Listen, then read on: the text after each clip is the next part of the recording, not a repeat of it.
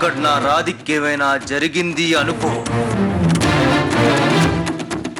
నిన్ను నీ మనవరాలు సత్యాన్ని బ్రతికుండగానే గొయ్యి తీసి పాతేస్తా.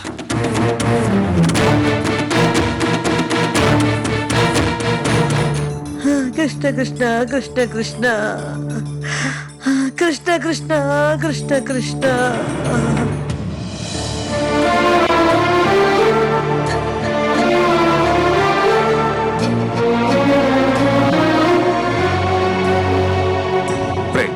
మాధవ్, ఎక్కడికి వెళ్ళావరా?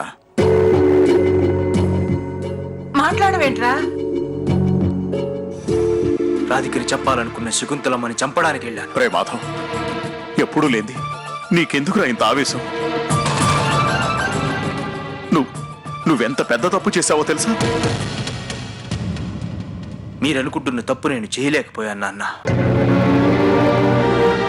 అవును నాన్న, మీరు నాకు నేర్పిన సంస్కారం, రాధిక మంచితనం చివరి క్షణంలో నన్ను హంతకుణ్ణి కాకుండా ఆపగలిగాను.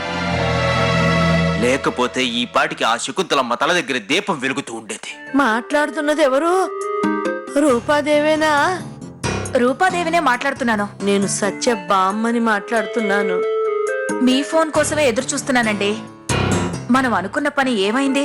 ఈ పాటికి నా చేతికి కొర్రి పెట్టేసి, నా ఫోటోకి దండ వేసేసి, నా పేరు మీద కాకులకు పెండం కూడా పెట్టేసేవాళ్ళు. ఆ దిక్కుమాల దరిద్రపు కొట్టుది భయపడిందో తడబడిందో తెలియదు గాని నేనే అలా చేయించమన్నానని మీ వాళ్లతో చెప్పి చచ్చింది. థ్యాంక్స్ అండి, రక్షించారు. ఇంతకీ ఇప్పుడు నీకెందుకు ఫోన్ చేశానని? తను చేసిన పనికి ముక్కలు ముక్కలుగా నరికి పారేయాలి.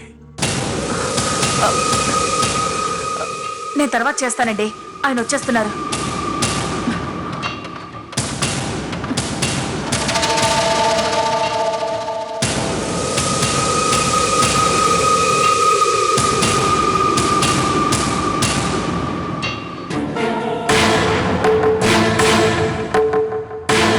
జరిగిన దాంట్లో నీ హస్తం కూడా ఏమైనా ఉందా?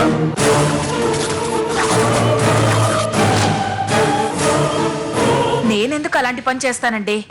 రాధిక్కి ఏమైనా జరిగితే మాధవ్ తట్టుకోలేడని నా తల్లి మనసుకు తెలుసు కదండి. అయినా తల్లినై ఉండి కన్న కొడుక్కి అన్యాయం చేస్తానని మీరెలా అనుకుంటున్నారండి?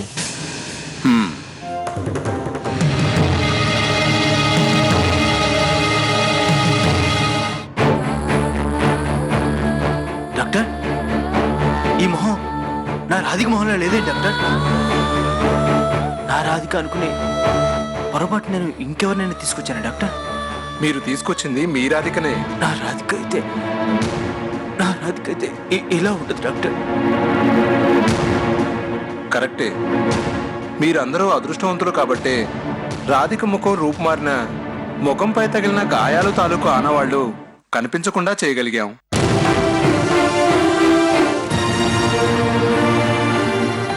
మాధవ్, మాధవ్,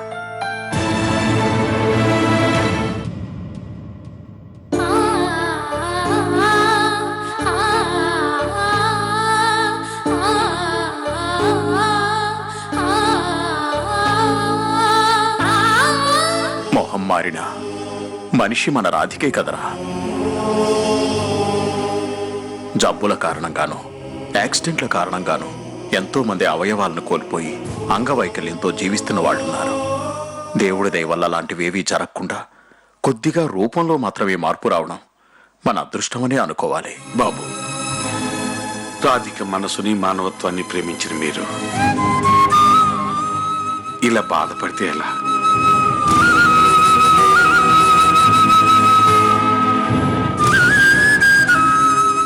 రండి. రారా.